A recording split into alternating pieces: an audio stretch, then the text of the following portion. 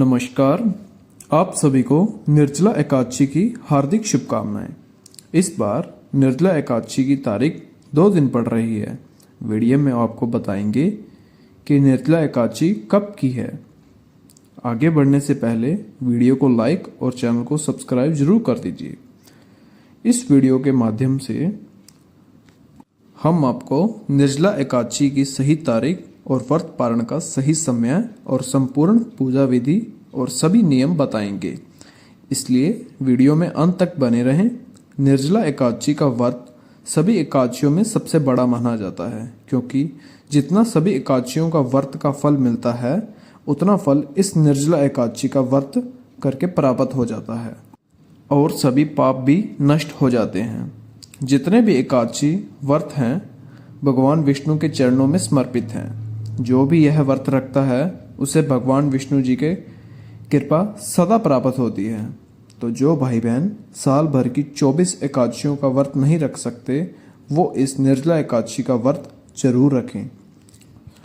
बात करें इस व्रत के नियम की तो एकादशी व्रत के नियम दशमी से शुरू हो जाते हैं। आपको दशमी के दिन सूर्यास्त के बाद भोजन ग्रहण नहीं करना चाहिए। सात्विक आहार लें और इस दिन पान खाने की भी सख्त मनाही है और चावल तो भूलकर भी ना खाएं। मांस मदिरा का ग्रहण ना करें, सात्विक आहार ही खाएं।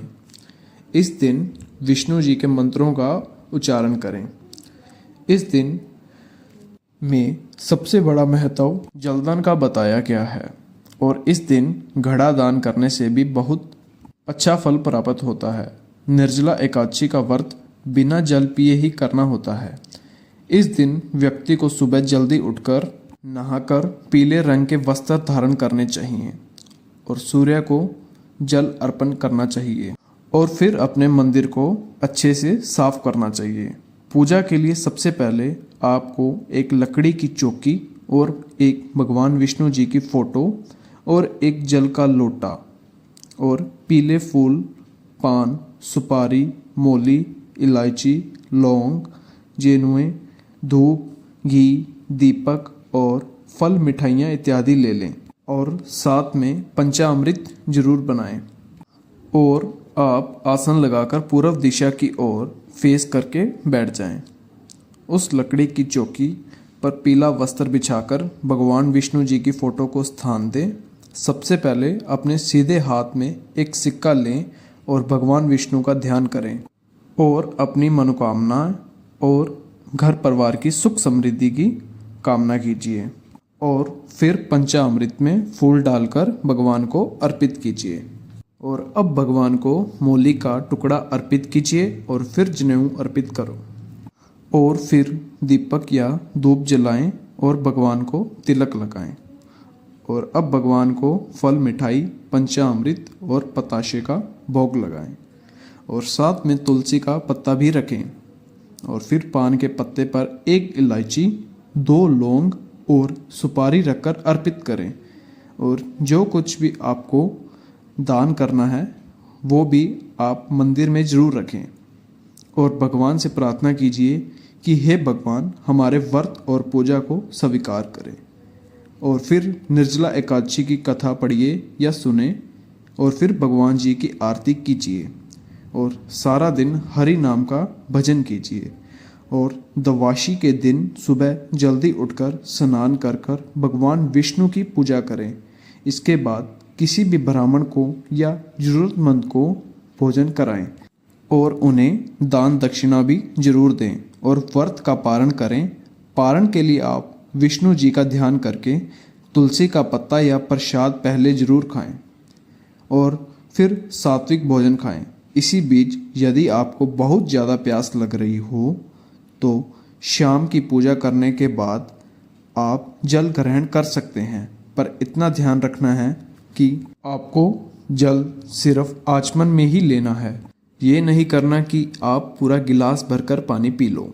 चलिए अब बताते हैं आपको कि इस बार साल 2025 में निर्जला एकादशी की तिथि क्या है। तो आपको बता दें कि इस बार निर्जला एकादशी का व्रत 2 दिन रखा जाएगा। इस वीडियो में बताएंगे कि किस दिन किस व्यक्ति को व्रत रखना चाहिए। आपको बता दें ज्येष्ठ माह के शुक्ल पक्ष की एकादशी तिथि की शुरुआत 6 जून 2025 की प्रातःकाल होगी और 7 जून 2025 की सुबह 4:47 पर एकादशी की समाप्ति होगी। तो इस हिसाब से एकादशी का व्रत 2 दिन रखा जाएगा। पहले दिन 6 जून वार शुक्रवार होगा और दूसरा 7 जून वार शनिवार होगा। जो व्यक्ति गृहस्थ या सामान्य जीवन में है तो वह 6 जून 2025 को व्रत रखेंगे और 7 जून को पारण करेंगे। लेकिन दूसरी ओर जो वैष्णव है वह 7 जून 2025 को व्रत रखेंगे और 8 जून को पारण करेंगे। 6 जून को व्रत रखने वाले 7 जून की दोपहर को 1:44 से लेकर शाम 4:31 पर पारण कर सकेंगे। और जो लोग 7 जून को व्रत रखेंगे तो वह 8 जून की सुबह 5:23 से लेकर सुबह 7:17 तक व्रत का पारण कर सकेंगे।